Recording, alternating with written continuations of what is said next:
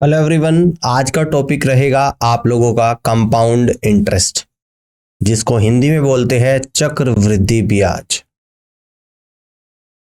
चक्रवृद्धि ब्याज और कंपाउंड इंटरेस्ट में आज हम लोग जो डिस्कस करेंगे वो करेंगे question based on finding principle, यानी कि प्रिंसिपल किस तरीके से ज्ञात करते हैं उस पर आधारित सवालों का डिस्कशन इस क्लास में होने वाला है। तो आज की क्लास का क्वेश्चन नंबर फर्स्ट है आप लोगों के सामने, और इस क्वेश्चन पर आप जल्दी से यहां पर आइएगा। पहला नंबर सवाल ध्यान से देखिएगा। मोहित ने दो अलग अलग योजनाओं एनएससी और पीपीएफ में 10,000 रुपए निवेश किया, जिसकी वार्षिक चक्रवृद्धि ब्याज दर 14% और 11% थी। यदि 2 वर्ष में प्राप्त ब्याज की राशि 2,726 है तो पीपीएफ में निवेशित राशि क्या है, आप लोगों को यहां पे बताना है। देखिएगा, दो अलग अलग स्कीम है, एक एनएससी है और एक पीपीएफ है, ठीक है ना। बात समझ में आ रही है यहाँ पे, ध्यान से देखिएगा। यानी कि एक स्कीम है आप लोगों की एनएससी और दूसरी जो स्कीम है आप लोगों की पीपीएफ है। टोटल 10,000 रुपए का इन्वेस्टमेंट है। अगर मैं कहूं कि एनएससी पर x रुपए का इन्वेस्टमेंट करता है तो पीपीएफ में कितना करेगा, 10,000 में से x को माइनस कर दूंगा, 10,000 माइनस x रुपए का। क्लियर है। अब उसके बाद एनएससी पे इंटरेस्ट रेट कितनी है, 14% है, और पीपीएफ पे इंटरेस्ट रेट कितनी है, 11% है। टाइम क्या दे रखा है, यहां पर भी 2 साल दे रखा है ना, 2 ईयर दे रखा टाइम एनएससी पे भी, और पीपीएफ में भी टाइम आप लोगों का 2 ईयर दे रखा। और इस तरीके से यहां पर यह बोला जा रहा है कि कुल जो ब्याज प्राप्त होता है वो 2,726 रुपए टोटल ब्याज प्राप्त हो रहा है। तो पीपीएफ में कितना निवेश किया है ये आप लोगों को बताना है, यानी कि 10,000 माइनस एक्स की वैल्यू आप लोगों को यहां पर निकाल कर बतानी है, ठीक है ना। यहां पर निकाल कर बतानी है, ठीक है ना। यहां तक की बात समझ में आ रही है ना। अब सबसे पहले मैं आपको बताता हूं कि फॉर्मूला क्या होता है। तो फॉर्मूला होता है आप लोगों का अमाउंट बराबर प्रिंसिपल अमाउंट और 1 प्लस आर अपॉन 100 की पावर n। जहां पे अमाउंट तो है आप लोगों का यहाँ पे मिश्र धन, ठीक है ना। पी की बात करें तो पी होता है प्रिंसिपल, और प्रिंसिपल क्या होता है आप लोगों का मूलधन होता है। आर क्या होता है आप लोगों का यहाँ पर रेट होता है, रेट यानी कि दर। एन क्या होता है आप लोगों का टाइम होता है। समझ में आ गई बात। अगर कंपाउंड इंटरेस्ट के फॉर्मूले की बात करें तो P into 1 plus r upon 100 की पावर n और माइनस का 1, ठीक है ना। जहां पर CI का मतलब क्या है, कंपाउंड इंटरेस्ट है, कंपाउंड इंटरेस्ट है CI का मतलब। तो ये फॉर्मूला हम लोग यहां पर यूज करेंगे। बात समझ में आ रही है, ठीक है ना। तो यहां पर तो आप लोगों को क्या दे रखा है, कंपाउंड इंटरेस्ट गिवन है ना। यहां पर आप लोगों को कंपाउंड इंटरेस्ट गिवन है, तो कंपाउंड इंटरेस्ट कितना है, 2,726 रुपए। तो यानी कि दूसरे वाला फॉर्मूला हम लोग यहां पर यूज करेंगे। कौन से वाला, दूसरे वाला, ये वाला फॉर्मूला, ठीक है ना। आप देखिएगा यहां पर प्रिंसिपल अमाउंट x है, x ब्रैकेट के अंदर 1 प्लस आर कितना है, 14 डिवाइडेड बाई 100 की पावर 2 और माइनस का 1, ठीक है ना, प्लस पीपीएफ में कितना है आप लोगों का अमाउंट 10,000 माइनस का x, और ब्रैकेट के अंदर 1 प्लस 11/100 की पावर 2 और माइनस का 1, ठीक है ना। और टोटल कंपाउंड इंटरेस्ट कितना है, 2,726 रुपए के बराबर है। बात समझ में आ रही है। इस तरीके से अब हम इसके यहाँ पे सॉल्व करेंगे। अब देखो ध्यान से आप समझिएगा, 2 से 14 7 पर, 2 से 100 50 पर, यानी यहाँ पर आएगा x और ब्रैकेट के अंदर 50 और 7 57, 57/50 की पावर 2 और माइनस का 1 प्लस। अब आगे आएगा 10,000 माइनस x। क्लियर है। अंदर आएगा आप लोगों का 100 और में 11 जोड़ जाएगा, यानी कि 111 डिवाइडेड बाई 100, ठीक है ना, डिवाइडेड बाई 100 की पावर 2 और माइनस का 1। इस तरीके से आप लोगों का यहाँ पर आएगा, है ना। ये आप लोगों का 1 इसके अंदर ही आएगा, ठीक है ना। बात समझ में आ रही है यहाँ पे, क्लियर है। यहाँ तक की बात आप लोगों को समझ में आ रही है। इस तरीके से आप यहाँ पे कर सकते हैं, ठीक है जी। बोलो जल्दी से, अगर यहाँ तक की बात समझ में आ रही है तो इस तरीके से आप यहाँ पे कर सकते हैं। इस P को बाहर रख लो यहाँ पे, है ना। ये होता है बेसिकली फॉर्मूला। क्लियर है? और इक्वल टू कितना है, 2726 रुपए के बराबर है। ऑल क्लियर है? अब देखो आगे सोल्व करते हैं यहाँ पे। अब आगे जब सोल्व करेंगे तो ध्यान से देखिएगा, यानी कि 57 का स्क्वायर करना पड़ेगा और 50 का स्क्वायर आप लोगों को यहाँ पर करना पड़ेगा। और ऊपर जो आएगा आप लोगों का 57 का स्क्वायर आएगा माइनस 50 का स्क्वायर आएगा, और नीचे आप लोगों का क्या आ जाएगा, 50 का स्क्वायर आ जाएगा। ठीक है ना, 50 का स्क्वायर आ जाएगा। ठीक है ना, एक्स बाहर आप लोगों का यहाँ पर आ जाएगा प्लस 10,000 माइनस का एक्स, यहां पर क्या आ जाएगा आप लोगों का 111 का स्क्वायर माइनस 100 का स्क्वायर और डिवाइडेड बाई 100 का स्क्वायर, और इक्वल टू आएगा 2726 रुपये। ठीक है ना, ध्यान से देखिएगा। अब देखो अगर मैं कहूँ कि 57 का स्क्वायर क्या होता है, 57 गुणा 57, तो 7 7 49 का 9 तो 4 बचेगा, 7 बजे 35, 35 दूनी 70, 4 74 का 4 तो 7 बचेगा, 5 बजे 25 और 7 32 आ जाएगा, यानी कि 3249 आएगा। और 50 का स्क्वायर होता है 2500, तो यानी कि 749 तो यहाँ पे आ गया। अगर इसे मैं यहाँ पे सॉल्व करूंगा, x ब्रैकेट के अंदर 749 डिवाइडेड बाई 2500 और प्लस 10,000 माइनस का x, है ना। अब 111 का स्क्वायर हम लोग यहाँ पे करेंगे, 111 का स्क्वायर। ठीक है ना, तो 111 में से अगर 11 माइनस कर दूंगा तो 100 आएगा, जो माइनस करा वही जोड़ूंगा, तो आप लोगों का यहाँ पर आएगा 122। तो 122 गुणा 100 122 और 00, 11 का स्क्वायर 121 ऐड कर दूंगा, 12321, तो 11 का स्क्वायर आ जाएगा 12321, जिसमें से 10,000 हम लोग माइनस कर देंगे, यानी कि 2321 डिवाइडेड बाई 10,000 और इक्वल टू 2726। फाइनली आप लोगों का यहाँ तक निकल कर आ चुका है। अब इसके बाद आगे हम लोग इसको सॉल्व करते हैं, थोड़ा कैलकुलेटिव क्वेश्चन है तो ध्यान से देखिएगा, इसको हम लोग यहाँ पे सॉल्व करते हैं। ठीक है ना, इसको सॉल्व करना स्टार्ट करते हैं। अगर यहाँ पर भी 4 की गुणा कर दूं और नीचे भी 4 की गुणा कर दूं, समझना, तो यह आएगा 749 एक्स, 749 की 4 में करूंगा तो 4 नम 36, तो 3 बचेगा, 4 चौक 16 और 3 19 का 9, तो 1 बचेगा, 4 से 28 और 1 29, यानी कि 2996 ऊपर आ गया आप लोगों का न्यूमरेटर में, और नीचे आएगा 10,000। ठीक है ना, यहां पर आएगा प्लस 10,000 माइनस का x और 2321 डिवाइडेड बाई 10,000।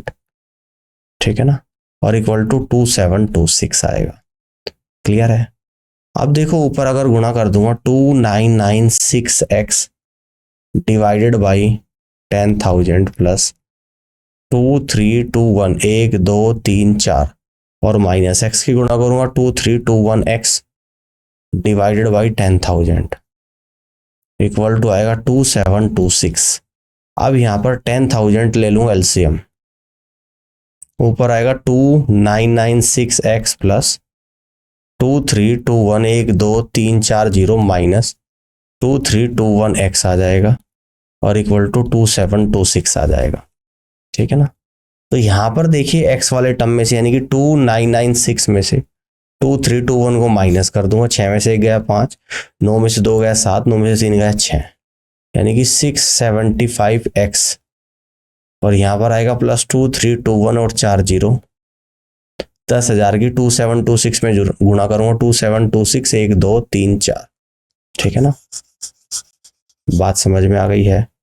तो यानी कि अब इसको इस तरफ ले जाऊंगा, यानी कि 2726 में से 2321 माइनस करूंगा 5 0 और 4, तो आएगा 675x इक्वल टू 405 1 2 3 4।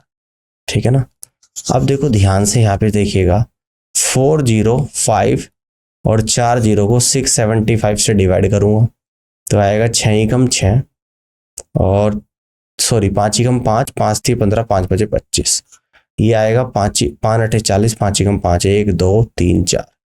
ठीक है ना, ये आपका 9 से जाएगा 15 पर, ये जाएगा 9 से आप लोगों का 90,000 पर, 15 6 90 यानी कि 6,000 आ गया। यानी x की जो वैल्यू निकल कर आई है हमने सॉल्व करा है वो 6000 रुपीज निकल कर यहाँ पर आई है। कितनी आई है एक्स की वैल्यू, यानी कि 6000 रुपीज यहाँ पर निकल कर आई है। ठीक है जी, यहाँ तक की बात समझ में आ रही है। आपको निकालना है जो पीपीएफ पे राशि निवेशित की गई है, तो जो कि 10,000 माइनस एक्स है, यानी कि पीपीएफ पर निवेशित राशि ये आएगा आप लोगों का 10,000 minus x equal to 10,000 minus का 6,000 और इक्वल टू कितना निकल कर आएगा 4,000 रुपीज आप लोगों का यहाँ पे निकल कर आएगा। तो फाइनली इस क्वेश्चन का जो राइट आंसर यहाँ पर बनेगा वो ऑप्शन नंबर बी बनेगा, यानी कि 4,000 rupees. This is the correct answer of this question. इस तरीके से आप सवाल को यहाँ पे कर सकते हैं। थोड़ी कैलकुलेशन जरूर थी, लेकिन करना तो है ही, एग्जाम में आया हुआ क्वेश्चन है। 40% की दर से 2,000 रुपए पर वार्षिक चक्रवृद्धि ब्याज की दर से तीसरे वर्ष के लिए ब्याज की राशि क्या हुई आप लोगों को बताना है। ठीक है ना। Find the amount of interest for the third year at the rate of annual compound interest on 2,000 rupees at the rate of 40%। ठीक है ना, ध्यान से देखिएगा, यानी कि प्रिंसिपल अमाउंट आप लोगों का यहाँ पे 2,000 रुपए गिवन है, रेट आप लोगों यहाँ पे 40% पर एनम है। तीसरे साल का ब्याज पूछ रहे हैं, तो थर्ड ईयर की बात कर रहे हैं, तो ब्याज हम लोग यहाँ पर निकाल देंगे। देखो यहाँ पे ट्री मेथड से सोल्व करेंगे। 40% की फ्रैक्शन वैल्यू 2/5 होती है, तो फर्स्ट ईयर का ब्याज जब निकालूंगा तो 2,000 का 2/5 भाग, तो कितना निकल कर आएगा, यानी कि 800 रुपए। ठीक है ना, समझ में आ रही है बात, क्लियर है। कह रहा है कि 2,000 रुपए पर चक्रवृद्धि ब्याज की दर से तीसरे वर्ष के लिए ब्याज की राशि क्या होगी आप लोगों को बताना है ना। तीसरे वर्ष के लिए निकालनी, यानी कि पहले 3 साल का तो निकाल लूं मैं, यहां पर 800 आएगा। अब इस 800 का 2/5 भाग, यानी कि 320 रुपए आ जाएगा। अब तीसरे साल के लिए 800 रुपए तो आएगा ही आएगा, 320 का डबल 640 रुपए आएगा, और 320 का 2/5 भाग, यानी कि 640/5, तो 5 ही कम 5, 5 दूनी 10, 5 8 40, 128 रुपए यहां पर निकल कर आएगा। अब आपसे पूछ रहा है कि तीसरे साल का ब्याज, तो इसको हम लोग यहां पर ऐड कर देंगे तीसरे साल के ब्याज में। तो 800 और 640 1440 और 128 1540, यानी कि 1568 रुपये आप लोगों का यहाँ पर बनेगा। ठीक है जी, तो तीसरे साल का जो ब्याज आपका यहाँ पर आएगा वो 1568 रुपये यहाँ पर बनेगा, क्योंकि कंपाउंड इंटरेस्ट में ब्याज के ऊपर ब्याज लगता है और मैं यहाँ पर ट्री मेथड यूज कर रहा हूँ। मान लो कि प्रिंसिपल अमाउंट 2,000 रुपये है, रेट ऑफ इंटरेस्ट 40% को मैंने फ्रैक्शन में कहा 2/5, यानी कि पहले साल जो ब्याज मिलेगा वो 2,000 का 2/5 भाग, यानी 800 रुपये मिलेगा। अब दूसरे साल 800 रुपये तो ब्याज मिलेगा ही मिलेगा, और जो पहले साल का ब्याज है 800 रुपये, इसका भी 2/5 भाग, तो 800 का 2/5 भाग, यानी कि 320 रुपये दूसरे साल और ब्याज मिलेगा। अब तीसरे साल 800 रुपये तो मिलेगा ही मिलेगा, प्लस 800 और 800 1600 रुपए का भी 2/5 भाग, तो कितना हो जाएगा 320 का डबल 640, और जो ये 320 है इसका भी 2/5 भाग, यानी कि 128। तो टोटल इन तीनों को अगर ऐड करा तो टोटल ब्याज निकल कर आया आप लोगों का 1568 रुपए, यानी कि यहां से आप लोग कह दोगे कि सी ऑप्शन सवाल का करेक्ट आंसर आएगा। इस तरीके से आप कर सकते हैं। अब आगे बढ़ते हैं और अगले क्वेश्चन को यहां पे समझते हैं, ध्यान से देखिएगा। 16,400 रुपये की राशि उधार ली गई और इसे 5% चक्रवृद्धि ब्याज की दर से समान वार्षिक किस्तों में 2 वर्षों में चुकाया जाना है। तो वार्षिक भुगतान की राशि क्या है आप लोगों को यहाँ पे बतानी है। तो सबसे पहले इसका करने का तरीका आप सीख लो। रेट 5% है, 5% की फ्रैक्शन वैल्यू 1/20, यानी कि 20 पर एक ब्याज मिल रहा है, तो 20 प्रिंसिपल है और चुकाना पड़ेगा 21। ठीक है ना, ध्यान से देखिएगा इस बात को, 20 से 21 चुकाना पड़ेगा आप लोगों को। अगले साल भी आपको 20 से 21 चुकाना पड़ेगा, यानी कि अगले साल 20 गुणा 20 से आप लोगों को चुकाना पड़ेगा 21 गुणा 21। ठीक है ना, 2 साल की बात कर रहे हैं यहाँ पे। टाइम कितना दे रखा आप लोगों को, 2 ईयर्स दे रखा है यहाँ पे। अब देखो ध्यान से देखिएगा, चुकाना 21 गुणा 21 जो है वो सेम किस्त की बात कर रहा है, समान वार्षिक किस्त है, तो किस्त को बराबर करूंगा। ये 21 गुणा 21 है तो पहली वाली को भी 21 गुणा 21 करूंगा, तो इस तरफ भी 21 से गुणा। देखो ये तो होता है प्रिंसिपल अमाउंट और ये होती है इंस्टॉलमेंट। ठीक है, तो ये 21 गुणा 20 कितना होता है, 420 होता है। 20 गुणा 20 कितना होता है, 400 होता है। 21 गुणा 21 441 पहली किस्त, 21 गुणा 21 441 दूसरी किस्त। 420 और 400 यानी कि 820, और इंस्टॉलमेंट जो निकल कर आएगी 2 इंटू 441। एक इंस्टॉलमेंट 441 की, दो है तो 2 गुणा 441। कह रहा है कि उधार जो राशि ली है वो 16,400 है, तो यानी कि आप यहां से कह सकते हैं उधार जो लिया है वो 820 है, जिसकी वैल्यू क्वेश्चन में 16,400 रुपये गिवन है। तो 820 से अगर कट करेंगे तो 20 टाइम्स जाएगा। तो वार्षिक भुगतान की राशि, तो वार्षिक किस्त है 441, एक यूनिट 20 के बराबर, तो 441 गुणा 20 यानी कि 0,288, तो कितने के बराबर आपका निकल कर आ जाएगा, यानी कि वार्षिक किस्त ये निकल कर आएगी 8820 रुपए की। और यहां से आप लोग कह दोगे कि डी ऑप्शन सवाल का राइट आंसर बनेगा। तो D is the correct answer of this question. इस तरीके से सवाल को आप यहां पे कर सकते हैं। अब आगे की तरफ बढ़ते हैं, अगले क्वेश्चन को समझते हैं। एक महिला ने हर साल की शुरुआत में 200 रुपये निवेश किया जो 5% की चक्रवृद्धि ब्याज दर पर है, तो दूसरे वर्ष के अंत तक उसकी कुल निवेश राशि क्या होगी, आप लोगों को बताना है। ठीक है ना, हर साल की शुरुआत में 200 रुपये निवेश करती है। मान लो कि पहले साल 200 रुपये निवेश करती है, रेट ऑफ इंटरेस्ट कितनी, 5%, तो 5% ब्याज मिलेगा पहले साल के बाद जब सेकेंड ईयर में जाएगी। तो 200 का जो 5% होता है वो 10 रुपये होता है, तो यानी कि 210 रुपये बन जाएंगे सेकेंड ईयर के स्टार्टिंग में। कह रहा है कि सेकेंड ईयर के अंत में अब इस 210 पर 5% ब्याज मिलेगा, तो कितना मिलेगा, यानी कि 10.5 मिलेगा। समझ में आ रही है बात? तो कितना मिलेगा अब ब्याज, यानी कि यहां पे, ठीक है, 200 से कितना हो गया, और ये भी बोल रहा है कि हर साल में 200 रुपए का इन्वेस्टमेंट होता है, तो 200 से कितना हो गया, 10.5 ब्याज मिल गया, तो ये आपका हो गया यानी कि 220.5। ठीक है ना, और दूसरे साल, ये तो फर्स्ट ईयर की शुरुआत थी, ये सेकेंड ईयर की शुरुआत है, और सेकेंड ईयर में 200 रुपये और इन्वेस्ट करेगी, क्योंकि हर साल की शुरुआत में 200 तो करती है, उस पर भी 5% ब्याज मिलेगा जब दूसरे साल के अंत की बात कर रहा है, तो 10 रुपये ब्याज और मिलेगा, यानी कि 210 रुपये ये बन जाएगा।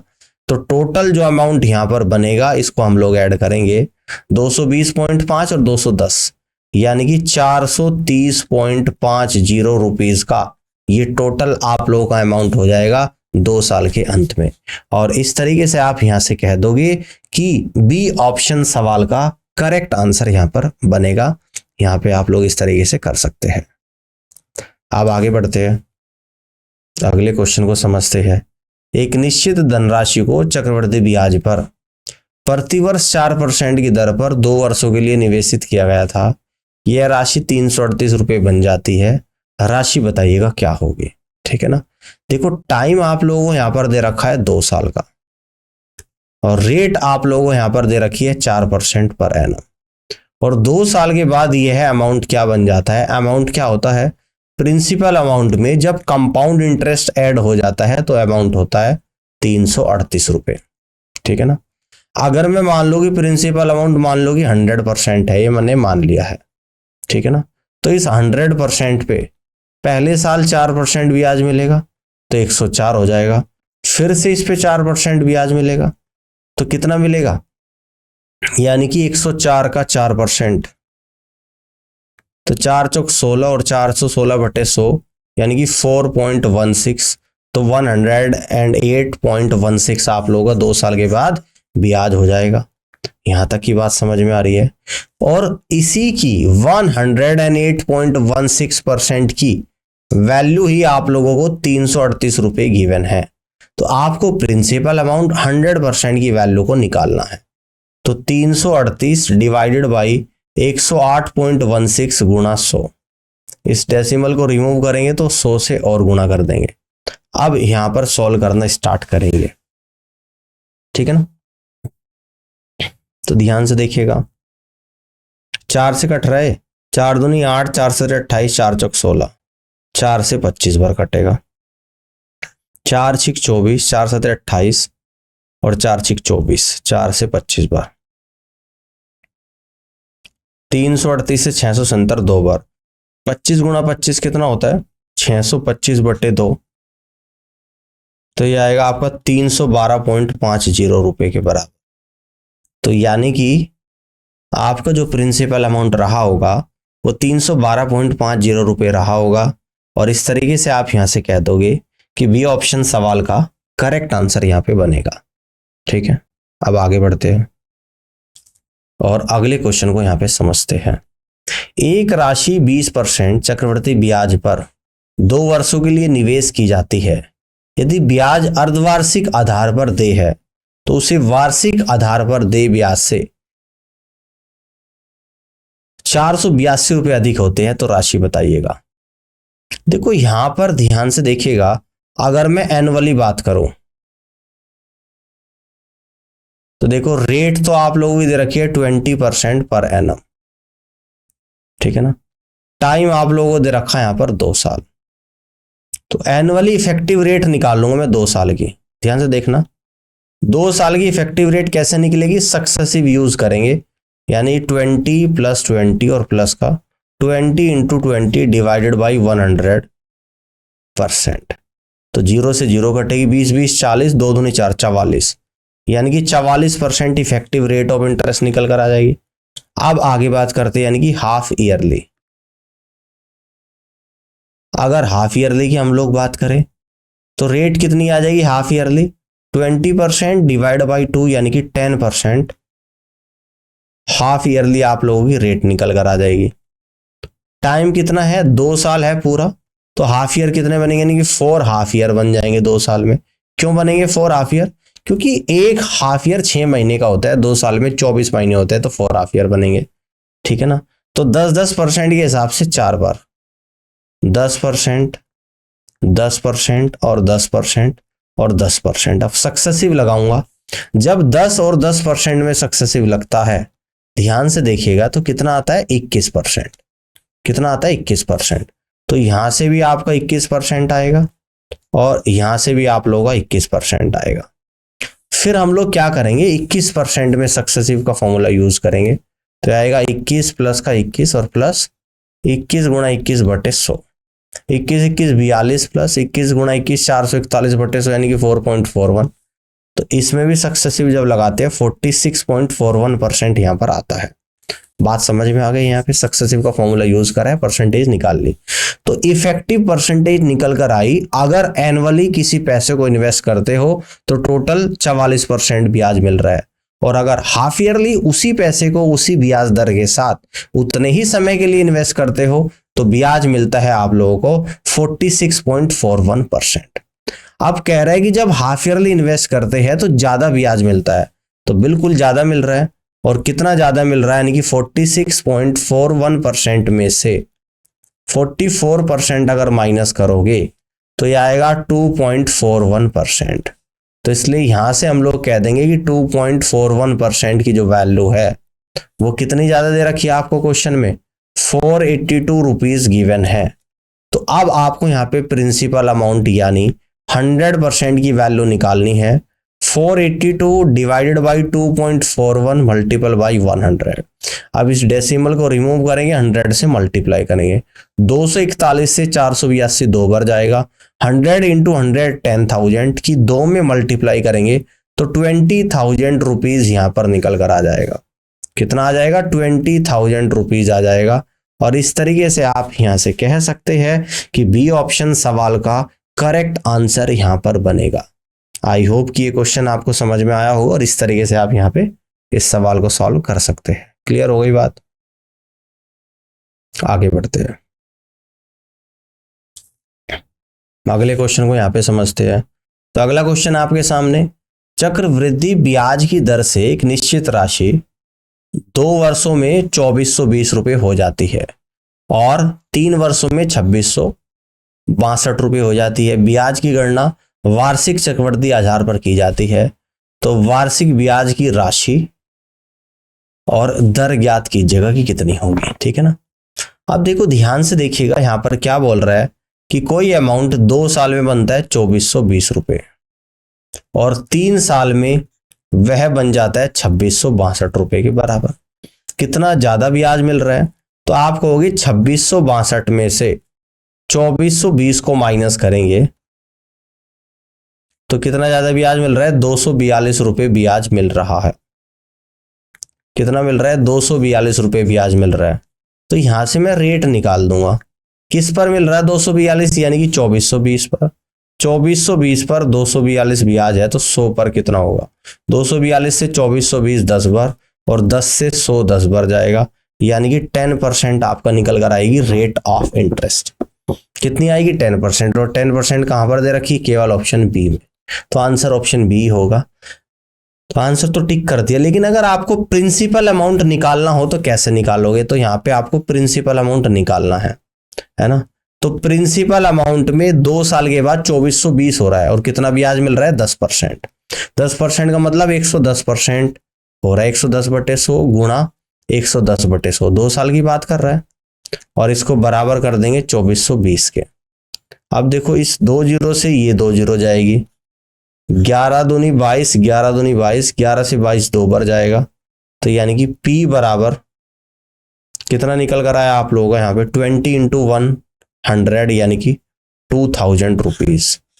तो यहां से आप लोग कह दोगे कि प्रिंसिपल अमाउंट आपका 2000 रुपये निकल कर आएगा और बी ऑप्शन सवाल का राइट आंसर बनेगा। क्लियर हो गई बात। इस तरीके से इस क्वेश्चन को आप यहाँ पे सॉल्व कर सकते हैं। ठीक है, आगे बढ़ते हैं।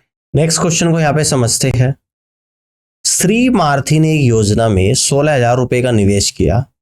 वयस्क होने पर उसे कितना पैसा मिलेगा यदि वह इसे 20% प्रतिवर्ष की चक्रवृद्धि ब्याज दर पर 9 महीने के लिए तिमाही निवेश करता है। देखो बात को समझना है, प्रिंसिपल अमाउंट जो इन्वेस्ट कर रहा है वो 16,000 रुपए है। रेट ऑफ इंटरेस्ट जो दे रखी है वो 20% पर एनम दे रखी है और इन्वेस्ट कर रहा 9 महीने के लिए, और क्या कर रहा है, तिमाही यानी कि क्वार्टरली, यानी कि टाइम आपका यहां पर दे रखा है 9 मंथ्स। 9 मंथ्स को ईयर में चेंज करूंगा तो 9/12 यानी कि 3/4 ईयर।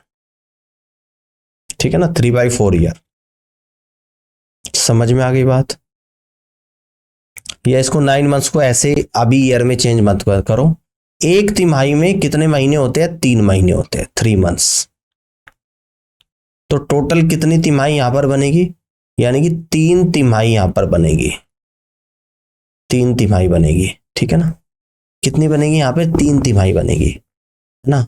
और एक साल की रेट 12% है, यानी कि 12 महीने की ब्याज दर कितना है, 20%। तो 3 महीने की ब्याज दर कितने निकल कर आ जाएगी, एक तिमाही की, तो 20/12 मल्टीपल बाई 3, 3 से 12 4 बार, 4 से 20 5 बार, यानी कि 5% तिमाही निकल कर आ जाएगी। कितनी आएगी, 5% तिमाही ब्याज निकल कर आएगी। ठीक है ना। अब देखो 5% तिमाही ब्याज है और 3 तिमाही है, कंपाउंड इंटरेस्ट की बात है, यानी कि कंपाउंड इंटरेस्ट में इंटरेस्ट के ऊपर इंटरेस्ट भी आप लोगों को देना पड़ता है। ठीक है, बात समझ में आ रही है। ठीक है ना। तो इस 5% की फ्रैक्शन वैल्यू कितनी होगी, आपको होगी 1/20 होगी। तो अब ट्री मेथड से मैं इंटरेस्ट निकालूंगा, तो पहले 3 महीने का इंटरेस्ट कितना होगा, 16,000 रुपए का 1/20 भाग, तो ये निकल कर आएगा पहले 3 महीने का ब्याज 800 रुपए। अगले 3 महीने का ब्याज कितना आएगा, 800 रुपए तो आएगा ही आएगा, और इस 800 रुपए का भी कितना आएगा, 1/20 भाग, क्योंकि ब्याज के ऊपर भी तो इंटरेस्ट लगेगा, और ये निकल कर आएगा आप लोगों का 40 रुपए। ठीक है, आप ध्यान से देखा, अगले 3 महीने का ब्याज 800 रुपए तो आएगा ही आएगा प्रिंसिपल पे। अब इस 800 और 800 यानी कि 1600 का 1/20 भाग कितना होता है, 80 रुपए होता है, तो 80 रुपए और मिलेगा। और ये जो 40 रुपए ब्याज मिला था सेकंड ईयर, इसका भी 1/20 भाग यानी कि 2 रुपए ब्याज और मिलेगा, तो टोटल आप लोगों का कंपाउंड इंटरेस्ट यहां पर निकल कर आ गया, और ये कितना निकल कर आया टोटल 800 यानी कि 2400 रुपए, प्लस 40 और 80 120 रुपए, और प्लस 2 रुपए। तो टोटल ऐड करूंगा 2400 2520 यानी कि 2522 रुपए आपका टोटल कंपाउंड इंटरेस्ट यहां पर निकल कर आएगा, 2522 रुपए। 16,000 रुपए इन्वेस्ट किए थे तो कितने मिलेंगे आपको, अमाउंट कितना हो जाएगा, यानी 16,000 रुपए, और इसमें 2522 और ऐड कर देंगे यानी कि 18,522 रुपए टोटल आप लोग का अमाउंट यहां पर बन जाएगा। 18,522 रुपए टोटल अमाउंट यहां पर आप लोगों का बनेगा, जिस तरीके से कह सकते हैं हम लोग कि डी ऑप्शन सवाल का करेक्ट आंसर आएगा। उम्मीद करता हूं कि क्वेश्चन समझ में आ गया होगा, इस तरीके से आप यहां पे कर लोगे। और इसी के साथ आज के सेशन को यहीं पे खत्म करते हैं। बाकी कंपाउंड इंटरेस्ट में question based on finding principles के कुछ और रिमेनिंग क्वेश्चंस है जिनको मैं अगली क्लास में डिस्कस करूंगा। फिलहाल के लिए इतना ही, और इस पूरी क्लास को देखने के लिए आप सभी का बहुत बहुत धन्यवाद। Thank you so much.